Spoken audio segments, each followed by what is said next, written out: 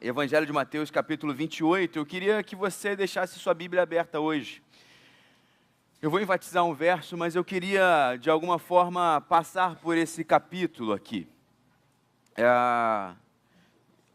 O final de um texto, para mim, ele é muito importante, né? Diz que o início de um texto a gente ganha o leitor ou perde o leitor, e no final a gente consegue concretizar ali os ensinamentos, né? Ou a mensagem que a gente tentou passar durante o escrito. Então a gente sabe que o Evangelho de Mateus é escrito por um judeu, a fim de provar que aquelas profecias do Antigo Testamento que apontavam para o Messias são cumpridas em Jesus, né?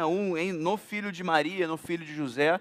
Então Mateus está escrevendo para um público judeu, provando isso, né? E anunciando que há um novo tempo, anunciando que há um novo rei, anunciando que há a realidade do reino de Deus e que esse novo rei é Jesus e que esse novo tempo é inaugurado com a vinda do Messias esperado. Então, Mateus está concluindo aqui esses relatos que ele faz da vida de Jesus nesse capítulo 28, logo após, obviamente, a sua crucificação e aqui começando com a sua ressurreição. Então, nesse capítulo 28, a gente vai ver, para mim, né, e aí é o meu comentário, Mateus está, de alguma forma, trazendo os personagens, ou as personagens que ele havia, de alguma forma, trazido luz ali durante todo o texto, ele traz as consequências da morte para esses personagens. Então, a gente tem os discípulos, a gente tem as mulheres, a gente tem ali os guardas e os chefes dos sacerdotes, a gente tem os religiosos e o império ali por trás, e a gente tem uma nota, né, para mim, um comentário ou um registro do que Jesus deixou para o futuro. Nós estamos, de alguma forma, nesse texto ali de Mateus capítulo 28 também. Então, eu queria dar uma passada rápida aqui, só para mostrar esse movimento, né? Então, havia sido narrada toda a morte de Jesus, a crucificação de Jesus, e Mateus começa a mostrar as consequências dessa morte, ou os fatos posteriores da morte de Jesus. E ele começa lá no verso 1, você está com a sua Bíblia aberta comigo, ele começa narrando assim: depois do sábado, tendo começado o primeiro dia da semana, ou seja, domingo, Maria Madalena e a outra Maria foram ver o sepulcro. Então, um dos temas, né, para mim, um dos temas do Evangelho de Mateus é essa novidade do reino, né? Então, o que é novo? Então, no domingo, no primeiro dia da semana, no começo de uma nova semana, agora no começo de um novo tempo, Mateus já está deixando aqui um pouco daquilo que havia escrito durante todo o seu texto. Olha, começando um novo tempo, começando uma nova semana, elas foram lá ver o sepulcro. Então, esse é o movimento de Maria Madalena e de Maria irem lá no sepulcro.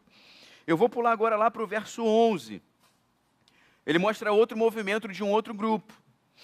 E ele diz assim: enquanto as mulheres estavam a caminho, isso porque as mulheres já haviam encontrado com o anjo já havia anunciado que Jesus não estava ali naquele sepulcro, e as envia a Galiléia para falar com os discípulos. Então elas estão a caminho da Galiléia, onde eles se encontram com Jesus posteriormente.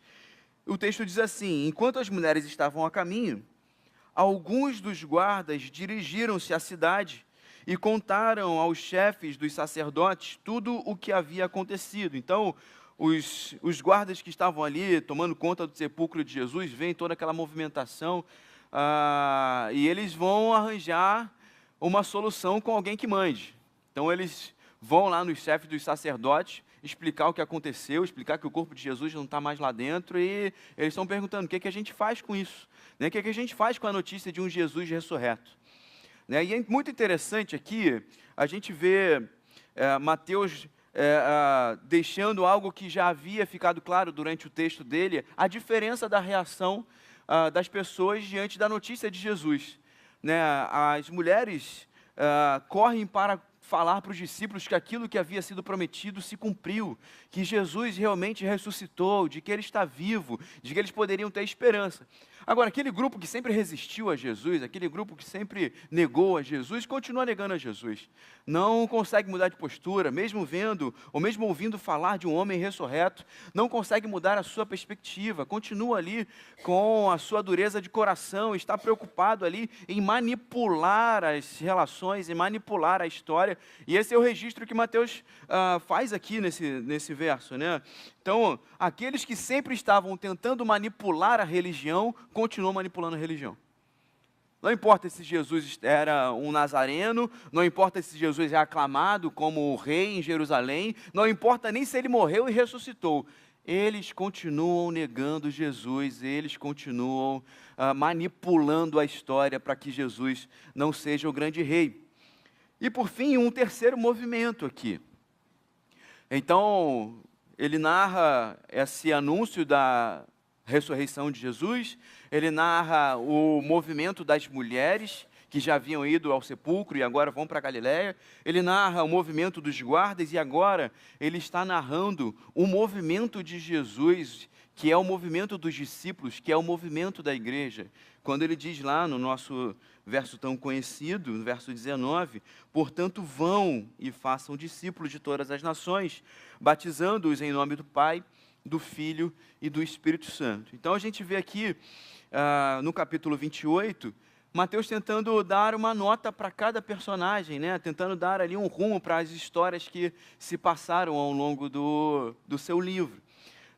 Mas eu queria, no meio desses movimentos, destacar um versículo, que eu acho que dá uma nota interessante aqui para a nossa reflexão, pensando, né, no nosso tema de Natal. O verso 6, que é uma fala do anjo.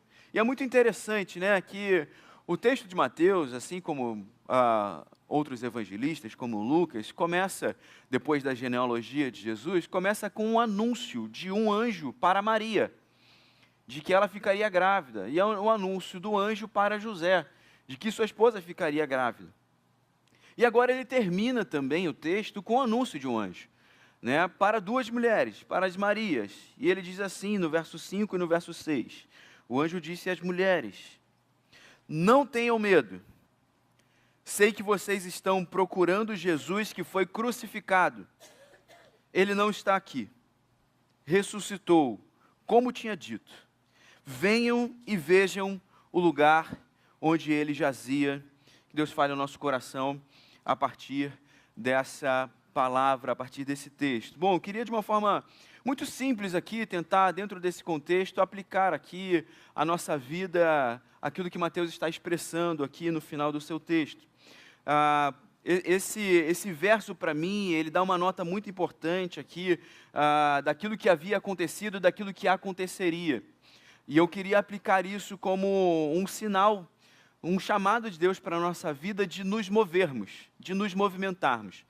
Né, nosso versículo base aí é o verbo se fez carne, né? Então o verbo faz esse movimento de encarnação. Eu gosto da ideia de que Deus está em movimento, eu gosto da ideia de que Deus não está ou não planeja ficar parado esperando a vida acontecer. E a gente está aqui mostrando que a vida está se movimentando e Deus está se relacionando com as pessoas.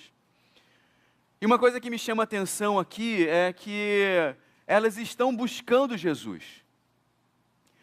A primeira coisa que o anjo fala para ela: olha, vocês vieram buscar Jesus, vocês vieram encontrar com Jesus, mas ele não está onde vocês pensam.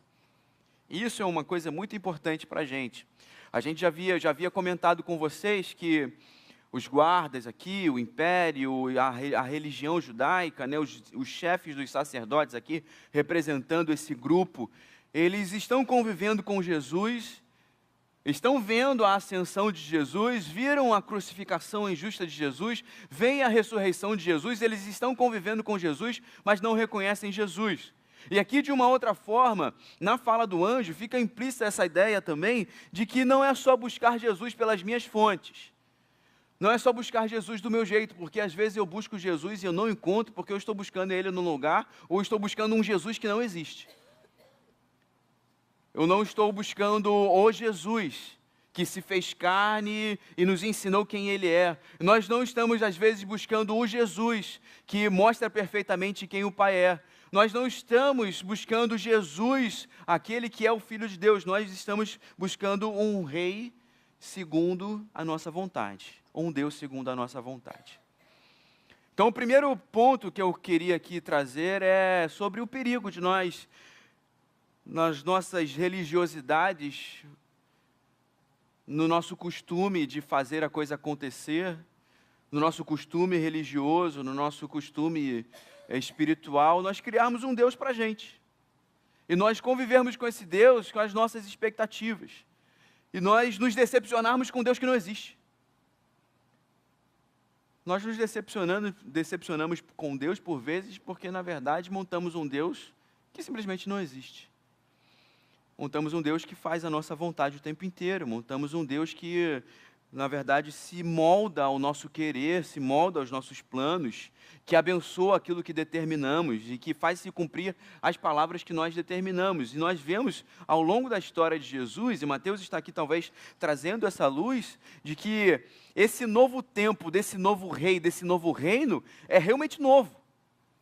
Não se molda à forma humana, não se molda aquilo que a religião determina, não se molda aos feitios humanos, não se molda a uma realidade já determinada, já pré-determinada por nós. Ele é um rei novo, que traz novidade de vida. E quando nós lemos depois Paulo aplicando essa verdade em 2 Coríntios, a gente fala que isso é bonito, né? Porque aquele que está em Cristo, nova criatura é, as coisas velhas se passaram, tudo novo se fez. Mas talvez a grande pergunta que fique no nosso coração, ou que fique para o seu coração nessa manhã é: você realmente tem experimentado um novo reino de um novo rei?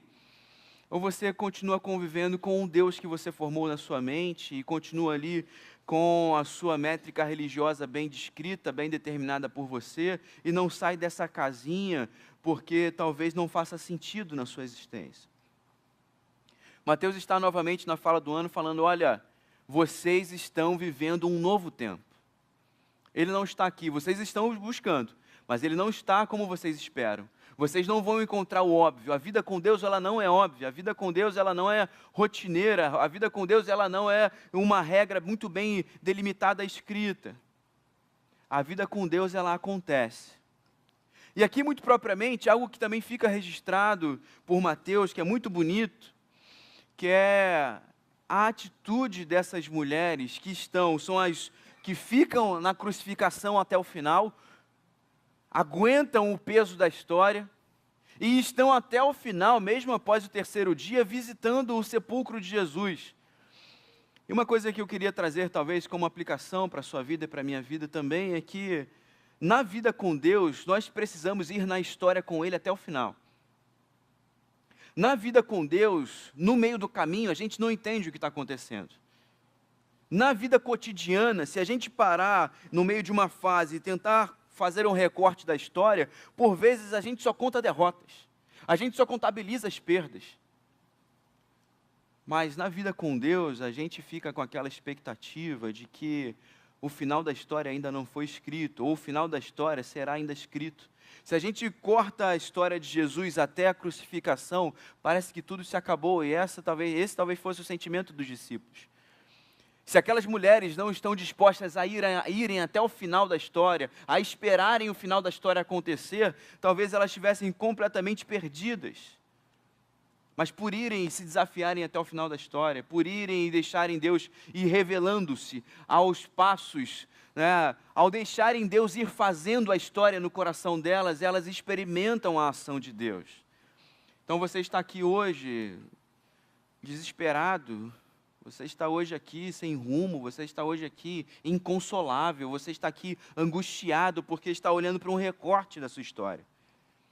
E eu queria te dizer que ainda há espaço para Deus revelar-se no caminho. Ainda existem histórias a serem contadas de Deus na sua vida. Essa fase, como nós temos ouvido, é só uma fase. E nós vamos passar por essas fases, e ao chegar no final da história, nós vamos falar aquilo que Paulo fala para a igreja de Filipos: aquele que começou a boa obra é fiel para completá-la até o dia final.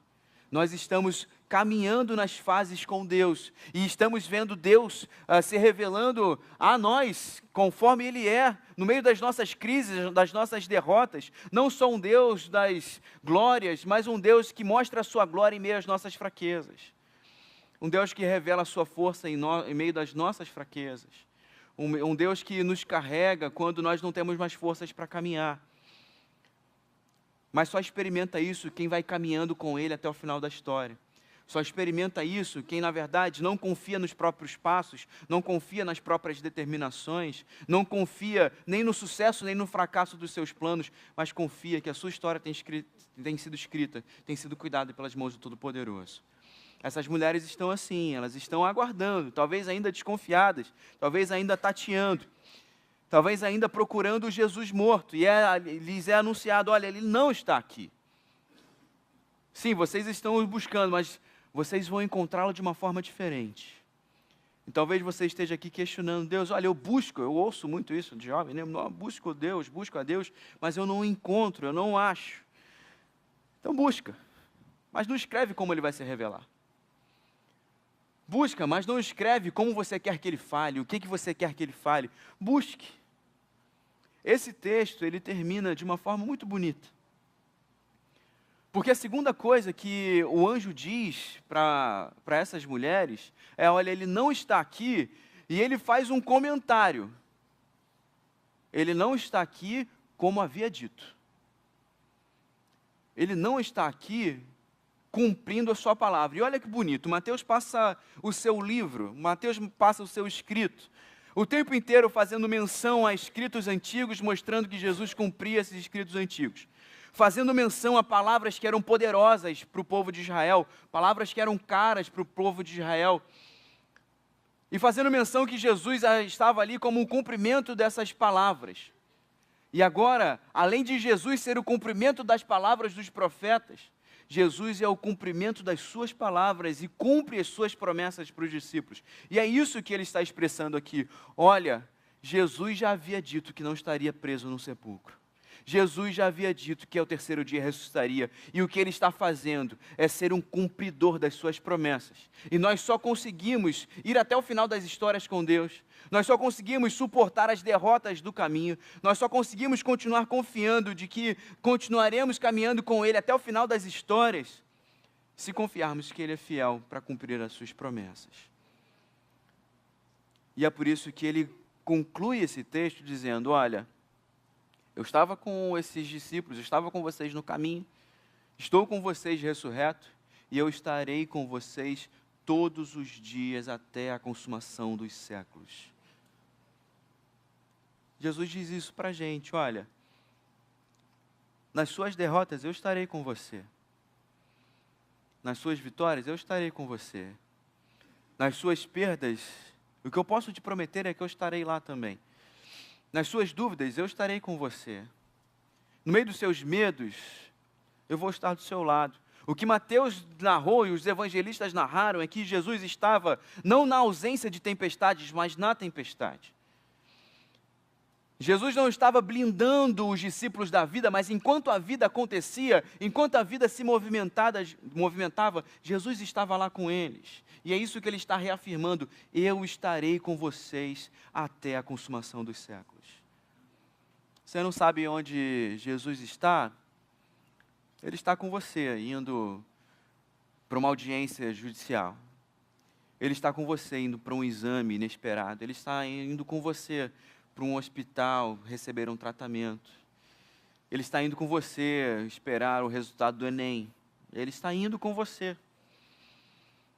Ele não está, talvez, impedindo que todos os males venham, mas o que ele está fazendo é dizendo que o mal não pode intentar contra um coração que é rendido ao dele. E é por isso que Paulo aplica essa verdade lá em Romanos capítulo 8, dizendo, nada pode nos separar do amor de Deus revelado em Cristo Jesus. Jesus, a primeira aplicação é nem a morte. E é isso que Jesus está falando e mostrando para os discípulos. Olha, nem a morte pode me deter, nem a morte pode deter o meu amor. Nada pode separar você do meu amor.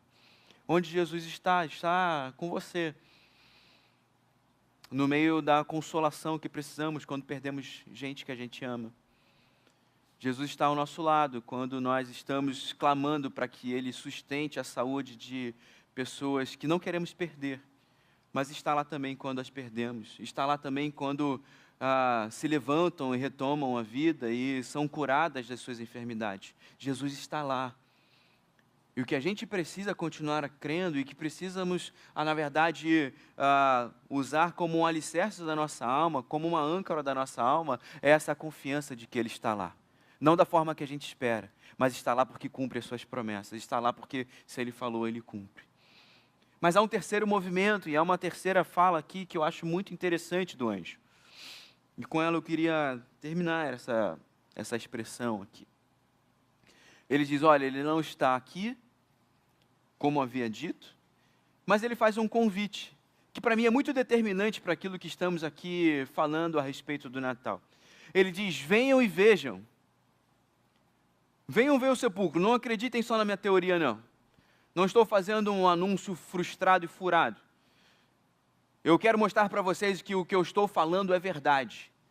Eu quero mostrar, eu quero testificar, eu quero que vocês testifiquem de Jesus. E aí chama para contemplarem o sepulcro vazio. Eu acho que essa frase do anjo, ela tem como um resumo todo o chamado de Jesus para os seus discípulos, que é resumido ao final desse capítulo. Jesus não poderia, ou o evangelista Mateus não poderia deixar de finalizar o seu livro com o grande chamado de Jesus para aquele grupo de discípulos. Não só provar que ele é o Messias, mas dizer que, crendo que ele é o Messias, agora vocês convidem as pessoas para olharem. Olha, indo, nós traduzimos esse verso por vão, como se fosse um ato único, mas a ideia do tempo aqui é indo, é um ato contínuo. Indo por todo mundo, indo para todas as pessoas, no convívio das pessoas, o que acontecerá a partir de vocês é que elas vão ver que eu sou o Messias. Agora, esse texto que mostra as minhas ações, ele também é encarnado pela igreja, pela comunidade de discípulos. E a partir daquilo que os discípulos, os 11 discípulos fazem, e a partir desse testemunho dos 11 aos confins da terra, chegando hoje na Praça Seca número 32, em que eu e você cremos que ele é o Messias, o grande convite é esse, que nós sejamos uma comunidade que não fale somente que ele é o Messias, que não fale somente que nós temos um livro de regra e prática, mas que nós sejamos a encarnação desse livro, que nós sejamos a encarnação dessa história. Que enquanto nós vamos deixando que Deus construa a nossa história até o final, que nessa história, o capítulo principal ou o enredo essencial da nossa história seja, olha, qualquer momento da minha vida que você quiser olhar para mim, o convite é venha e veja que ele é o Messias. Venha e veja que ele está ressurreto. Venham e vejam que o sepulcro está vazio. Venham e vejam que Ele está comigo todos os dias até a consumação dos séculos. Venham e vejam que Ele tem todo o poder, que Ele tem toda a autoridade no céu e na terra. Venham e vejam, mas vejam pelas minhas ações. Testifiquem a partir de mim. É isso que Jesus está falando. Olha, vão por todo mundo e façam discípulos. Ou seja, a partir de vocês, aquilo que eu fiz, vocês viram em mim, se tornaram discípulos de mim, discípulos de Jesus. A partir dessa nossa relação, agora isso que aconteceu a partir dessa nossa relação, acontecerá com cada relação que vocês tiverem. Por isso que o convite da comunidade de discípulos é que aquele que acredita realmente que Jesus é o Cristo, que Jesus é o Messias, aquele que acredita que Ele é o ressurreto de Deus, aquele que vê e contempla o túmulo vazio, aquele que acredita que Ele está conduzindo a história e de que nós precisamos ir nas nossas histórias até o final, crendo que Ele cumprirá suas promessas, aquele que acredita firmemente está muito comprometido, está muito preocupado em mostrar essa verdade de vida com as suas ações. E é por isso que a gente tem um tema, o Natal se fez gente. Porque é no nosso fazer diário, é na nossa gente, é na nossa humanidade que nós expressamos o poder e a autoridade de Jesus. É naquilo que sai da minha boca, é naquilo que sai como decisão minha, é naquilo que sai como ato meu, são nos meus comportamentos que eu vou mostrando, eu vou deixando óbvio que Ele é o Messias, de que Ele está encarnado, de que Ele está aqui ressurreto em nosso meio. O convite do Natal não é que a gente conte uma bela história. E aí, propriamente, eu não sei se você já leu um pouco da história do nosso Natal ocidental, das influências europeias e americanas no Papai Noel e nas luzes e tal. Eles montaram uma boa história, não montaram? Sabe? Disse que Lutero, até Lutero colocava vela nas árvores, né, para iluminar o Natal, né? Imagina se Lutero embarcou na história, imagina se eu não embarco e monto minha árvore de Natal lá. Mas a grande verdade é que esse povo contou uma baita de uma história, mostrando um Natal sem Jesus, porque se preocuparam em espalhar essa história. Agora eu acho que a gente, como detentor da história, como aqueles que são testemunhas fiéis do Natal que brilha de verdade, daqueles que são cheios da luz que ilumina as trevas, a qual dissipa todas as trevas, aqueles que são iluminados pela luz que nada pode apagar, nós sim precisamos fazer da história de Jesus uma história conhecida. Não a partir da nossa retórica, mas a partir da beleza da nossa vida. A partir da coincidência da nossa vida com a vida de Jesus. A nossa vida coincide com a vida de Jesus. A nossa vida reluz a vida de Jesus. E por isso a história de Jesus vai sendo conhecida no seu prédio. Vai sendo conhecida pelo teu vizinho. Não porque na porta está lá o gorro do Papai Noel, ou uma cruz, ou uma estrebaria. Mas porque ele vê nos seus atos. Porque ele vê nas suas ações, ele vê nas suas palavras, ele vê no seu dia a dia. Não porque na sua mesa você vai montar um presépio, um trabalho, mas porque no trabalho você é cheio da luz de Jesus. O convite do texto e o convite de Mateus para os discípulos é que eles não fossem como os guardas, que sempre resistiram, que eles não fossem como os sacerdotes, que sempre resistiram à ideia de aceitar que Jesus é o Cristo. E de que, na verdade, que quando encontramos com esse Cristo, as nossas convicções e posturas precisam mudar. A nossa vida muda completamente, para que, na verdade, nós sejamos realmente como aqueles que iluminam a cidade, como Jesus falou. É assim que ele começa o ensino para os seus discípulos. Olha, vocês são sal e luz. E é isso que eu queria lembrar para nós, como igreja, nessa manhã, que nós somos sal e luz, a partir daquele que tem construído a nossa história, do início ao fim, a partir daquele que cumpre as suas promessas e a partir daquele que se movimenta conosco. Que nós sejamos a luz do Natal, iluminando a nossa casa, o nosso prédio, a nossa vizinhança, iluminando o nosso trabalho, e que onde nós estivermos o Natal esteja presente, porque Jesus está conosco, sendo representado por nós. Que Deus abençoe a sua vida em nome de Jesus. Permita orar por você. Senhor, muito obrigado por essa manhã na tua presença, na tua casa. Muito obrigado pela oportunidade de meditarmos na tua poderosa palavra. Obrigado, Senhor, porque teu Espírito aqui aplique em nossas vidas e nos ajuda, Deus, a entender aquilo que precisamos ajustar realmente para, muito além de ouvir e gostar, vivenciar aquilo que ouvimos. Senhor, capacita os nossos corações aqui a vivermos a tua presença e a identificarmos, Senhor, a deixarmos evidente, Senhor, a tua presença em nossos corações. Que o Senhor nos ilumine, Senhor. Sim, que possamos ser aqueles que confiam na tua palavra. Às vezes estamos aqui passando por histórias muito complicadas, por fases muito complicadas. Mas nos ajuda, Senhor, a entender onde o Senhor está. Nos ajuda a continuar confiando de que tu continuarás cumprindo as suas promessas em nossas vidas. De que o Senhor há de conduzir a nossa história até o fim, Pai. E que enquanto esperamos essas histórias terminarem, que nós possamos caminhar testemunhando, Senhor, do teu amor, da tua presença nas nossas vidas. Que seja assim, Senhor, sobre cada vida e cada família aqui,